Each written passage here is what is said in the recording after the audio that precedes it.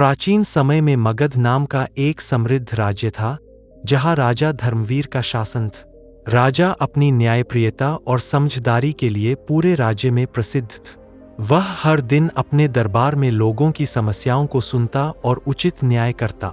एक बार राज्य में दो पड़ोसियों के बीच जमीन को लेकर झगड़ा हुआ। दोनों का दावा था कि जमीन उनकी है।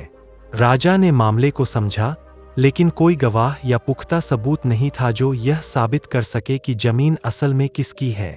राजा ने दोनों को बुलाकर कहा, तुम दोनों की बातों से यह स्पष्ट नहीं हो पा रहा है कि यह जमीन किसकी है, इसलिए हम इसका समाधान एक अनोखे तरीके से करेंगे। कल तुम दोनों दरबार में आओ और साथ में अपनी जमीन की मिट्टी लेकर आओ। अगले दिन दोनों पड़ोसी मिट्टी लेकर दरबार में पहुंचे। राजा ने आदेश दिया कि उस मिट्टी को एक बड़े बर्तन में रखा जाए और कहा, अब हम यह देखेंगे कि किसकी जमीन की मिट्टी अधिक उपजाऊ है। जिसके खेत की मिट्टी सबसे अधिक उपजाऊ होगी, वही इसका असली मालिक होगा। यह सुनकर दोनों पड़ोसियों में खलबली मच गई, लेकिन वे मजबूर थे। उन्होंने मिट्टी राजा को दे दी।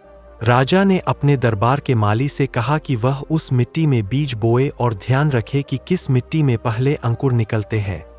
कुछ दिन बाद माली ने बताया कि एक पड़ोसी की मिट्टी से अंकुर निकल आए हैं, जबकि दूसरे की मिट्टी सूखी ही रही। राजा ने तुरंत फैसला सुनाया, जिसकी मिट्टी में बीज अंकुरित हुए हैं, वही असली मालिक है। उसने जमीन का हक उसी को दिया और दूसरे पड़ोसी को चेतावनी दी कि वह झूठे दावे न करे। यह सुनकर दोनों पड़ोसी राजा की न्यायप्रियता से प्रभावित हुए और उसके फैसले को स्वीकार कर लिए। यह घटना राजा की न्यायप्रियता और बुद्धिमानी का उदाहरण बन गया। राजा धर्मवीर ने अपनी प्रजा को एक महत्वपूर्ण सीख दी कि सत्य और न्याय हमेशा विजयी होते हैं, चाहे परिस्थितियां कैसी भी हो।